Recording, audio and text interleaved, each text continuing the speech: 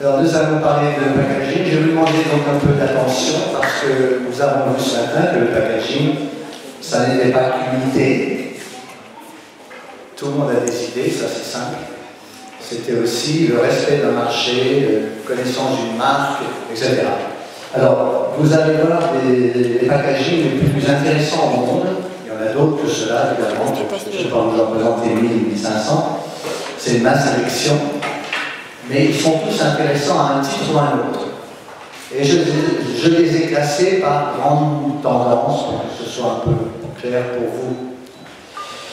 Donc, on va commencer avec un mot sur ce qu'est Pentawan. Si vous êtes intéressé par le design packaging, vous devez savoir ce que c'est quand même. Pentawan, c'est, comme il vient d'être dit, le seul prix mondial du packaging design. Alors, je le préside depuis sa fondation. Et vous voyez, là, c'est le jury de cette année, que ce sont des membres de différents pays. Il y a les États-Unis, il y a l'Australie, la Chine, le Japon, la France, l'Angleterre, la Corée, bref, la Suède. Donc c'est vraiment un jury mondial, ce qui est aussi intéressant de voir que qu'est-ce que ces grands designers du monde entier choisissent. Je veux dire que quand on est dans votre situation, il faut voir ça de cette façon-là. Pourquoi est-ce qu'ils ont choisi ça? Donc, chaque année, je reçois à peu près 1200, 300, 400, 500 créations différentes d'une cinquantaine de pays. Et puis, le jury décide de ceux qui sont gagnants ou pas, comme nous l'avons fait pour ce matin, et vous saurez bientôt. Chaque année, le prix est remis dans une ville différente au monde. L'année dernière, c'était chez notre ami en Espagne, à Barcelone. C'est l'année dernière, mais cette année, ça va être à Tokyo. L'année d'avant, c'était à Paris, d'où la photo ici. Et puis avant, Shanghai, New York, etc. Donc, c'est vraiment le prix mondial. C'est ça qui est intéressant ici. Alors, la première catégorie, première tendance, c'est que nous avons un nombre considérable de packaging qui joue l'artisanat. Alors l'artisanat, dans les pays du Maghreb et en Tunisie, en particulier, c'est quand même quelque chose d'intéressant. Il faut savoir que c'est une tendance. Alors il ne s'agit pas de faire des raffiales, des bouts de papier, machin comme ça, pour que ce soit un packaging intéressant, parce que ça fait trop pauvre, cheap, et personne ne veut acheter ça. Mais il faut rappeler ça, hein, parce que c'est une sorte de... le concept de l'artisanat. Alors vous voyez, ça, ce sont des bouteilles de vin, mais du vin ordinaire. Mais chaque bouteille est enveloppée dans un papier simple, mais qui est hyper décoré. Et vous voyez aussi que de temps en temps, il y a un bout de ficelle qui ferme la bouteille, etc. Donc c'est une façon de présenter une gamme, mais à l'opposé de tout ce qu'on fait actuellement. Il n'y a pas de relation entre chacune de ces bouteilles-là, c'est simplement l'esprit qui est comme. Donc voilà quelque chose d'artisanal. Ça, vous voyez, c'est quand même extraordinaire. C'est en Grande-Bretagne, c'est la bière, où il y a une véritable plume qui est accrochée à l'étiquette. Donc on se doute bien que ça peut pas être fait par des machines. Alors voilà une création très sobre de France, qui est assez difficile à faire, parce que vous voyez qu'il faut maîtriser l'écriture. Vous voyez aussi que l'étiquette est tenue par une petite ficelle qui est autour du goulot, etc. Donc tout ça, ça évoque le...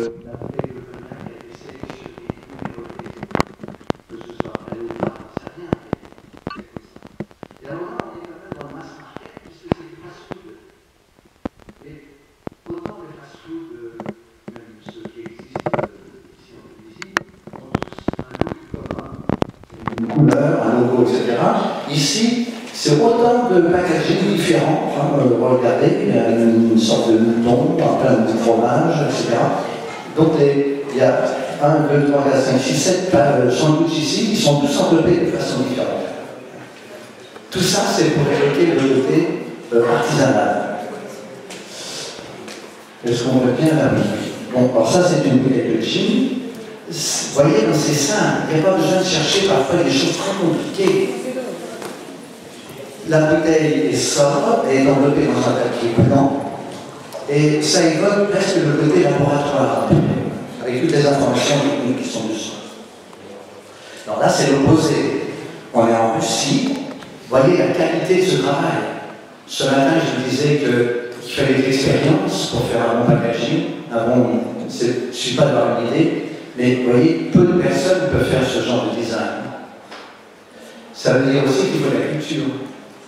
Parce qu'il faut aller chercher quelque part ces références-là. Ça ne sort pas de sa tête, ça. C'est des références culturelles prises dans la culture d'une région ou de Russie. Alors une autre tendance qui est forte aussi, ça il faut que vous l'intégriez, c'est l'émergence de la Chine. Alors, ça on le sait, sur le plan économique, c'est une puissance considérable, mais même au niveau du design, c'est-à-dire que c'est toujours les designs, on va dire, occidentaux qui dominent jusqu'à présent, avec leur code, c'est bien, c'est pas une critique, hein, mais on voit maintenant apparaître des codes asiatiques qui, de par leur puissance, qui sont quand même 1,5 milliard, etc., fait que ce sont des codes qui s'imposent aussi à d'autres.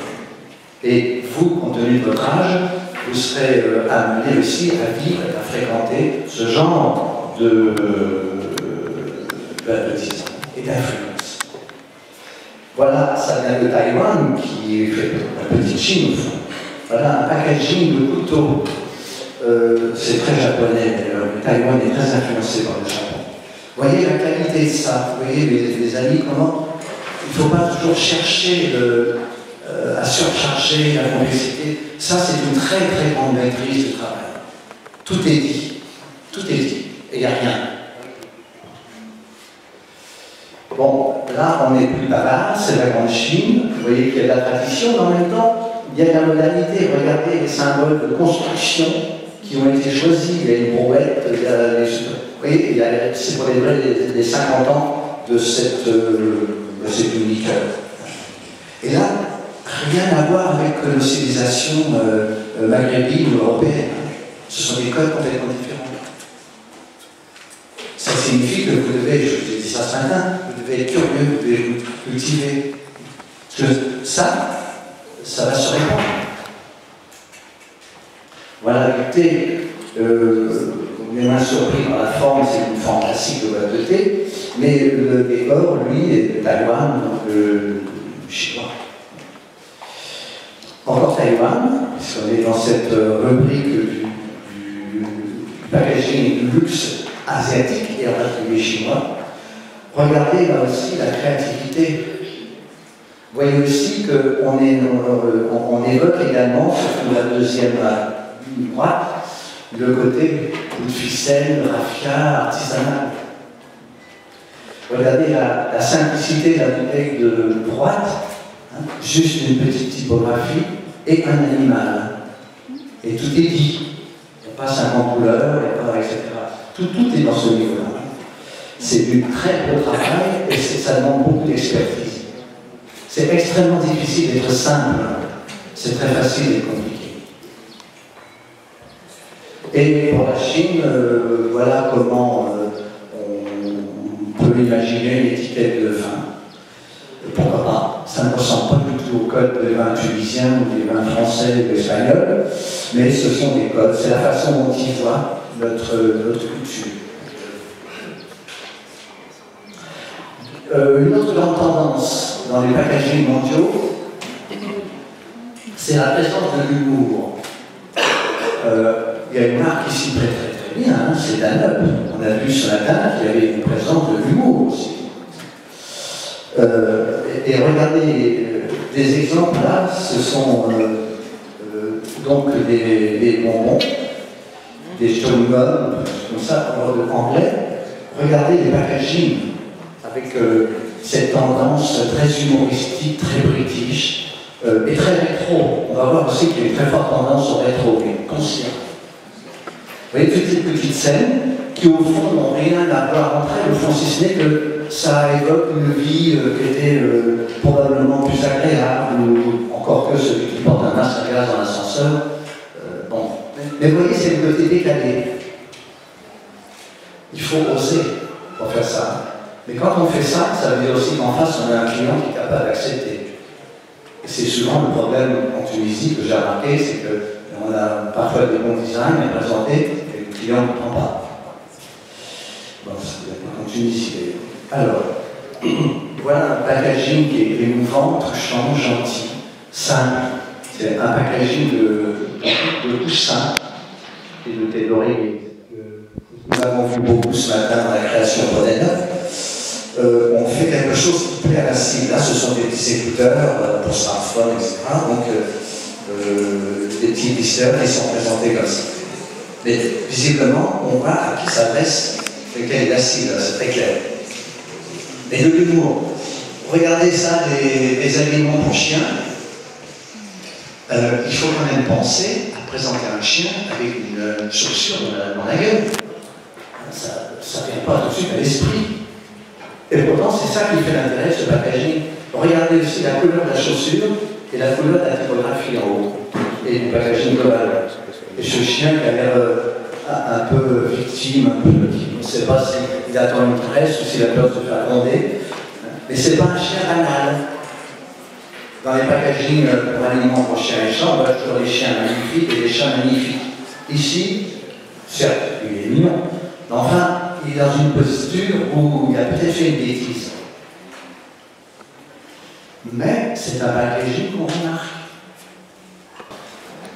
Là aussi, vous voyez, c'est comment être original avec un produit banal. Avec des petits pots, des aliments pour bébés, maintenant il y en a partout. Donc c'est une création anglaise. On revient en Russie, vous ne voyez peut-être pas très bien, mais ce sont donc des grains de maïs pour faire des pop-corn. Et si vous regardez bien, vous voyez les grains de maïs qui apparaissent au niveau des dents. On a l'impression que ça fait des vieilles dents gâtées. Et ces personnages, ils sont tous un peu largeaux, un peu à la marge ici. Donc, vous voyez, avec un produit hyper banal, des grains de maïs, qu'est-ce que vous voulez dire de plus que ça? On arrive à faire quelque chose de remarquable. Et votre but, ce sera toujours de faire du design remarquable au sens de ça se remarque. Et qu'est-ce qu'il y a dans remarque? Il y a marque. Vous voyez, ça c'est magnifique aussi. Hein. Ce sont donc des tranches d'Inde. Et c'est traité, et lui il porte son sandwich comme un joueur de jazz. C'est une ambiance très jazzy, très d'alcool, etc. Tout ça pour des tranches à mettre dans des sandwichs. Un produit là aussi banal. Personnage. Et on sait ce qu'on achète tout de suite. C'est tentant de mettre ça sur sa table. Et pourtant, qu'est-ce qu'on raconte d'autre? C'est 50 ans d'expérience, tamari, une sauce au soja, forte. Bon. Et le reste, c'est votre imagination qui l'indique. Et puis du sucre, il n'y a rien de plus bête que du sucre en poudre. Hein. Et bien là, les Français, ils ont trouvé le moyen de les mettre dans une boîte en plastique. C'est la plus facile à verser. Et puis d'évoquer des prisonniers, de façon à avoir des décors assez graphiques, très forts. Et puis des séries de prisonniers qui se complètent. Là aussi, la volonté, quand on a un produit banal, de le présenter d'une façon originale, sous un angle différent. Bon, si vous mangez ces biscuits-là, petit déjeuner, ces céréales-là, eh bien, vous vous transformez en cadavre. Non, l'impact est évidemment fort, c'est de l'humour, mais bon, je ne suis pas un néerlandais, ça m'échappe un peu. Voilà. Alors, pour finir, de façon à résumer un petit peu tout ça, je vous ai pris 2 ou 3 autres cas de l'Event Awards 2012, je crois que cela a été cette année, 2013.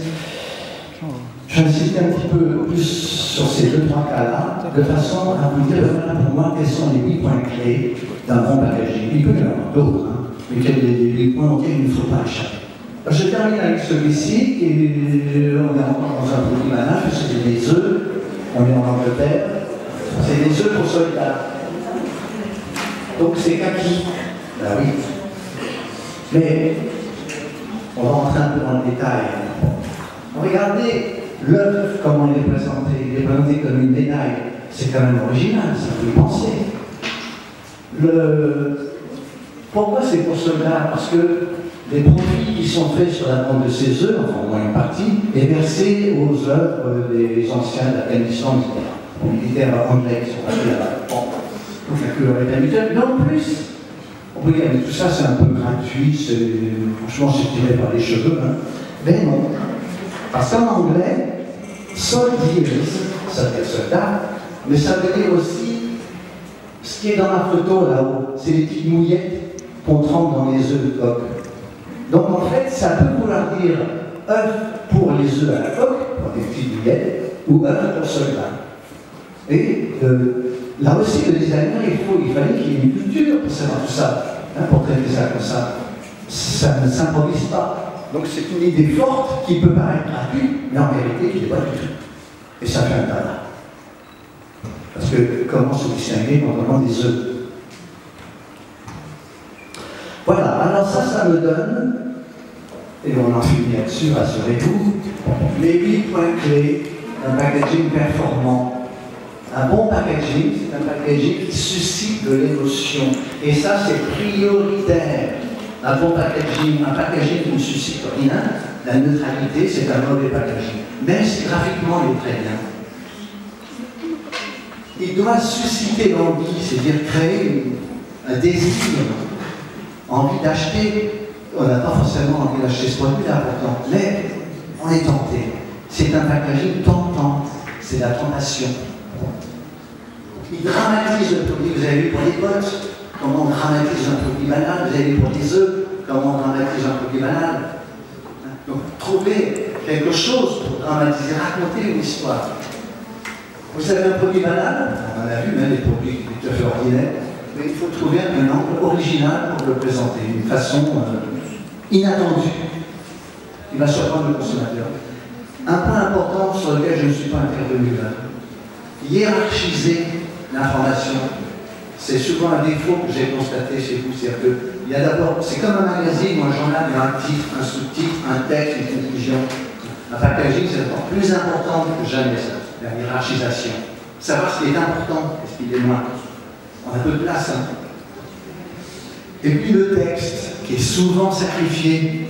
Le texte, ça fait partie du design. Alors ça, c'est un vrai problème que souvent le client comprend. La beauté, faire un bon packaging, c'est quoi? C'est souvent dans les détails, c'est comme le raffinement. On a beaucoup de petits détails, je vais vous montrer de nombreux. Et puis enfin, il y a une obligation qui est essentielle. Je termine par un point très fort, qui est il faut que vous créez une différence par rapport à la concurrence, c'est ça qui est vital. Donc l'émotion, et puis en dernier, un gap avec la concurrence, ne pas être comme les autres. C'est tout ce que je vous souhaite, que vous soyez différents des autres. Alors je vous conseille aussi d'aller sur un site hebdomadaire. Donc vous allez tous les lundis, vous allez apprendre des choses, parce qu'il est écrit que par des Français professionnels, c'est un nom, c'est francophone, professionnels donc du métier, et qui parle de toutes les formes du design. C'est un site gratuit et qui a été fait pour vous. C'est le site le plus visité en France, qui s'appelle amiraldesign.com. Je l'ai créé il y a 2 ans et il est toujours là. Cela étant dit, le dernier mot, c'est pour vous. Merci.